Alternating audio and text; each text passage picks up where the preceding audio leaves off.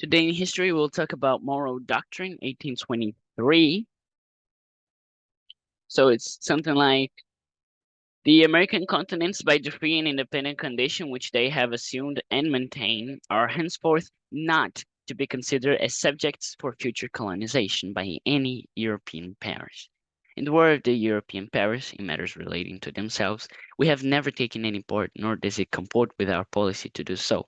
We owe it, therefore, to candor and to the amicable relations existing between the United States and those powers to declare that we should consider any attempt of their part to extend their system to any portion of this hemisphere as dangerous to our peace and safety. So this Monroe is James Monroe. He's the president of the U.S. And in his message to the council, seventh annual message to the Congress in December 2nd, 1823. And so what he's saying is like, stay out. But if we think the US was barely beginning, so it was a second power of the second world. So it's not too big. It could be considered as a fly uh,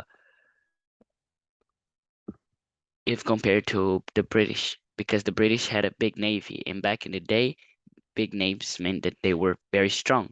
Because even though they had like troops, things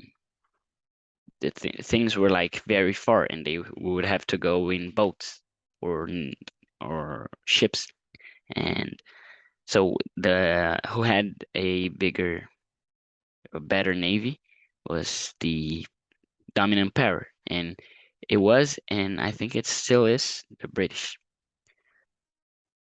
And so the Monroe Doctrine um, wanted to was a key facet of the United States. It was like the end of the era of colonization,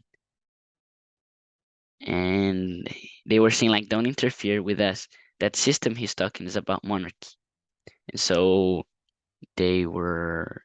It was a very bold affirmation, and nobody answered in any way, neither with words or with actions.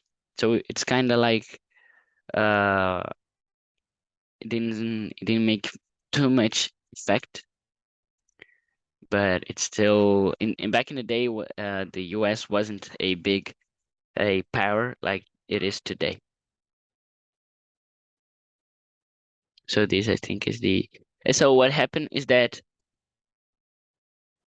they had they had in the south. Let me put a map here. Map of South America. In South America, Venezuela, Chile, and other countries had gotten out of Spain. They were not colonies anymore, like Chile, Argentina, Venezuela. And so what happened is that now that they were not a colony, they opened up their markets to anyone. And that was also the thing with US. So now they could trade with US, and the US was very happy because now there was democracy on South also. But they were not as powerful. Like if British could, they would go back and get it all for themselves again. But what they did is that they tried to do a pact and between George Collins, James, James Adam, James Monroe, and I think, hold up. Yeah, the guys were James Monroe and John Quincy Larson Adams. No, Larson, sorry. And also there was one more guy was the president, the guy that helped the president, George Cannings. Yeah. And so they wanted to do a pact with the British, but the British had just lost the war and they weren't that good with them.